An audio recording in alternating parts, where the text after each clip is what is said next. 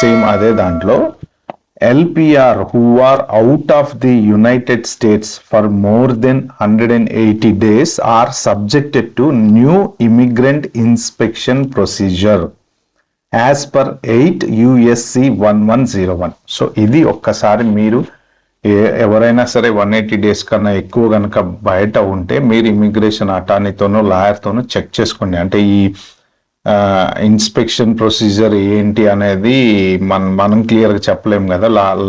లా immigrant officers అయితే వాళ్ళు క్లారిటీగా చెప్తారు, ఏది మన అటార్నీస్ అయితే చెప్పగలరు. మీరేంటంటే ట్రావెల్ చేయడానికన్నా ముందే కొంచెం దీని గురించి తెలుసుకొని ట్రావెల్ చేస్తే బెటర్ అనమాట. యాక్చువల్గా 180 డేస్ దాటితే జనరల్గా వాళ్ళు ఏంటంటే అబాండన్ కింద ఫామ్ సైన్ చేయమంటారు, I-140. నేను ఇంతకుముందు ఒక వీడియోలో చెప్పాను కదా.